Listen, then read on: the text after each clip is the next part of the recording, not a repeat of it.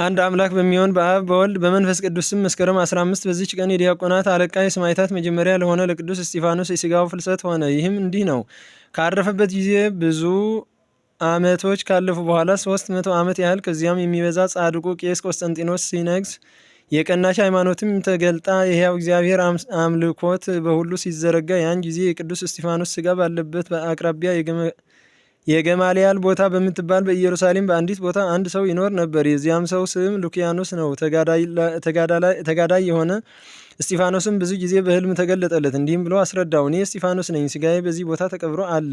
ያም ሉኪያኖስ የሚባል ሰው የኢየሩሳሌም ኤጲስቆጶስ ወደሆነው መጥቶ በራእይ ያየውን ይህን ነገር ነገረው። ኤጲስቆጶስም ሰምቶ እጅግ ደስ አለው። ያን ጊዜም 2 ኤጲስቆጶሳትን ካህናትንና የቤተ ክርስቲያንን ሰዎች ሁሉ ከእርሱ ጋር ይዞ ተነሳ። የቅዱስ እስጢፋኖስ ሥጋ በውስጡ ወዳለበት ወደዚያ ቦታ ደርሰው ሊቆፍሩ ጀመሩ። ታላቅ ንውጽውጽታም ሆነ። የቅዱስ እስጢፋኖስ ሥጋ በውስጡ ያለበት ሳጥን ተገለጠ።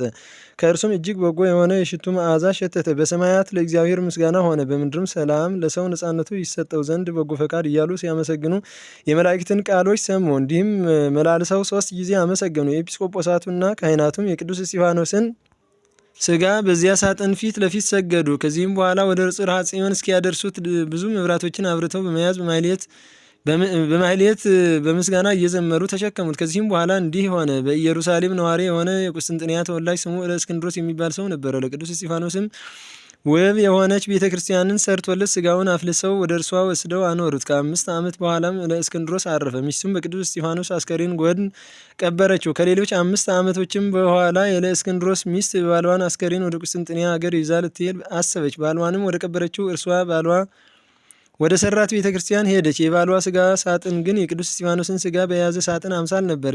በእግዚአብሔርም ፈቃድ የቅዱስ እስጢፋኖስን ሳጥን ወስዳ እስከ አስቃላን ከተማ ተሸከመችው። ከዚያም ወደ ቁስጥንጥንያ ልትጓዝ በመርከብ ተሳፈረች። በመርከብም ስትጓዝ ከሳጥኑ ጣዕም ያለው ምስጋናን የምትሰማ ሆነች። እጅግም አድንቃ ያን ሳጥን ልታየው ተነሳች። በውስጡ የቅዱስ እስጢፋኖስ ሥጋ ያለበት ሳጥን እንደሆነም ተረዳች። ይህም የሆነው ክብር ይግባውና በእግዚአብሔር ፈቃድ እንደሆነ አወቀች። ወደ ኢየሩሳሌም ትመለስ ዘንድ አልተቻላትም። ይህንንም ታላቅ ጸጋ ስለሰጣት ልዑል እግዚአብሔርን አመሰገነችው። ወደ ቁስጥንጥንያ ሀገርም በደረሰች ጊዜ ያቺ ሴት ወደ ንጉሡ ሄዳ የቅዱስ እስጢፋኖስን ዜና ከእርሱ የሆኑትን ተአምራት ወደ ቁስጥንጥንያ አገር ወደብም እንደደረሰ ነገረችው። ሰምቶም እጅግ ደስ አለው። ንጉሡም ከሊቀ ጳጳሳቱና ከካህናቱ ከብዙ ሕዝቦችም ጋር ወጣው።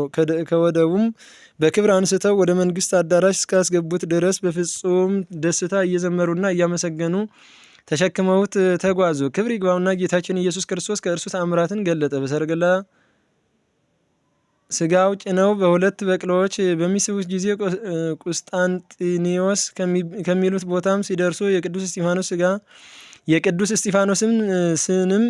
እስጢፋኖስንም ሥጋ በዚያ እንዲያኖሩ ስለፈቀደ የሚስቡት በቅሎዎች ቆሙ፣ አልተንቀሳቀሱም። በቅሎዎቹንም ይመቷቸው ጀመሩ። የቅዱስ እስጢፋኖስን ሥጋ በዚህ ሊያኖሩ ይገባል የሚል ቃል ከአንዱ በቅሎ ሰሙ።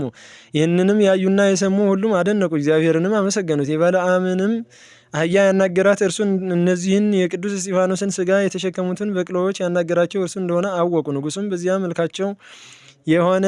መልካም የሆነች ቤተክርስቲያን ሰርተው ይህን የከበረና ንጹሕ የሆነ ዕንቁ ባሕሪ በውስጧ እንዲያኖሩ አዘዘ። ይኸውም ለተመሰገነና ለተባረከ ሐዋርያ የዲያቆናት አለቃና የሰማዕታት መጀመሪያ ለሆነ እስጢፋኖስ ሥጋው ነው። ለእግዚአብሔር ምስጋና ይሁን፣ እኛንም በቅዱስ እስጢፋኖስ ጸሎት ይማረን፣ በረከቱም ከእኛ ጋር ትኑር ለዘለዓለሙ አሜን። በዚችም ቀን ደግሞ ጠራው ከሚባል አገር ለከበረ ጻድቅ አባት አባ ጴጥሮስ የዕረፍቱ መታሰቢያ ሆነ። ይህም ቅዱስ ከእናቱ ማኅፀን ጀምሮ ለእግዚአብሔር የተሰጠ የስዕለት ልጅ ነው። በአደገም ጊዜ ለታላቅ ተጋድሎ ከልቡ በቆራጥነት ተነሳ። በቀንና በሌሊትም በጾም በጸሎት ተወስኖ ሁል ጊዜ እግዚአብሔርን የሚያገለግል ሆነ። ሰው የሚመገበውንም ምንም አይመገብም፣ በዱር ያገኘውን ጥቂት ሳርን ይመገባል እንጂ። ደገኛው ምግቡ ግን ክብር ይግባውና የጌታችንን ኢየሱስ ክርስቶስን ስም ማመስገን ነው። በዚህም ምግባቸው የእግዚአብሔር ምስጋና የሆነ መላእክትን መሰላቸው። አሎን በሚባል የወንዝ ውሃ ላይም ይመላለስ ዘንድ ተገባው።